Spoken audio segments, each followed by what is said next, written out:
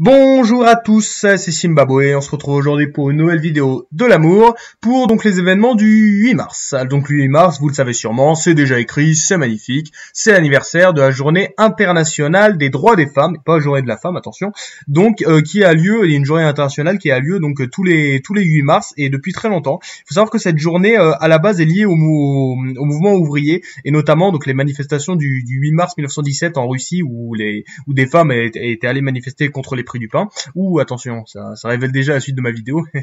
Et donc, il faut savoir que en fait cette journée s'est progressivement diffusée donc dans tout le bloc de l'Est et ensuite donc dans le monde entier.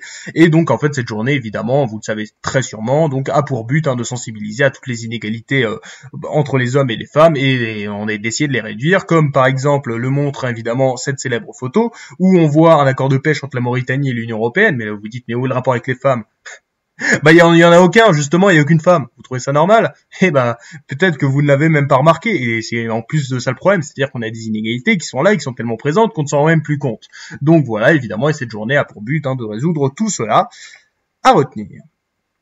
Aujourd'hui, c'est aussi l'anniversaire d'un célèbre combat de boxe, le combat du siècle, donc qui est le nom d'un match de boxe qui a eu lieu entre Joe Frazier et Mohamed Ali, donc évidemment deux champions de boxe. Il faut savoir que Mohamed Ali était le champion en 1964, il est resté pendant plusieurs années. En 1967, en fait, comme il avait refusé à participer à la guerre au Vietnam, il a été démis de ses fonctions et tout, il a eu des procès, tout ça, et donc il avait plus le droit de faire des matchs de boxe. Et en fait, du coup, c'est Joe Frazier, donc un autre type plutôt stylé qui est arrivé. Le problème c'est que du coup Frazier n'avait pas c'était pas vraiment le champion parce qu'il n'avait pas vraiment vaincu Ali quoi. Et Frazier il voulait vraiment un combat contre Ali pour prouver que c'était lui le meilleur quoi. Il était même allé jusqu'à demander à Nixon tout ça. Et la situation d'Ali a pu se résoudre en 1970, il a réussi à gagner son procès et du coup il y a pu avoir un célèbre match de boxe entre les deux.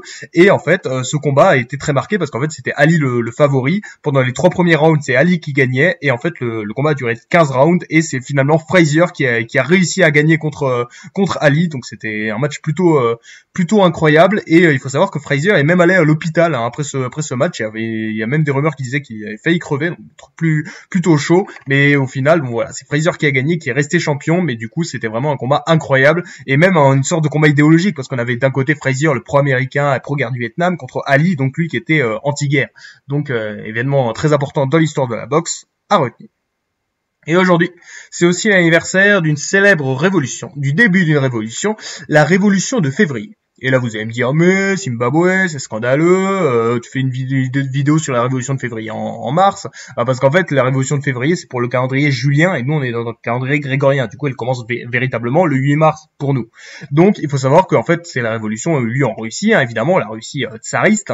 Et il faut savoir que bon, c'était pas fou, évidemment, visiblement 40 degrés. On avait, sur le front de l'Est, ça marchait pas du tout. Évidemment, tout était nul. Et du coup, comme la situation économique était pourrie, on a pas mal de manifestations, notamment des femmes, donc qui manifestent contre les prix du pain et qui veulent du travail, quoi.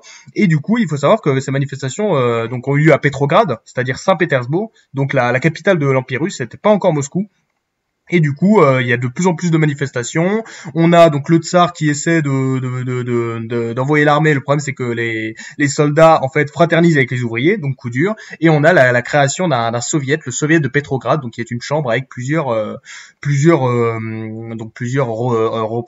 personnes qui représentent le peuple et un gouvernement provisoire qui se met en place. Et donc là, on a le tsar qui abdique pour un de type de sa famille. Le problème, c'est que le type lui refuse aussi le trône et du coup c'est la fin du tsarisme, c'est la fin de la dynastie des Romanov qui avait duré 300 ans. Il faut savoir, ça s'est effondré en quelques jours, c'est quand même plutôt étonnant. Et du coup donc voilà, c'est la création d'un gouvernement provisoire en Russie et qui a duré plusieurs mois parce que vous le savez, quelques mois plus tard c'est une autre révolution, mais cette fois-ci communiste.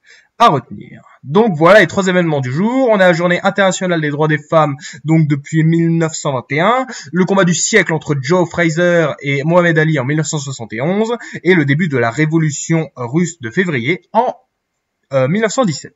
C'était Zimbabwe. Merci d'avoir regardé. Bisous.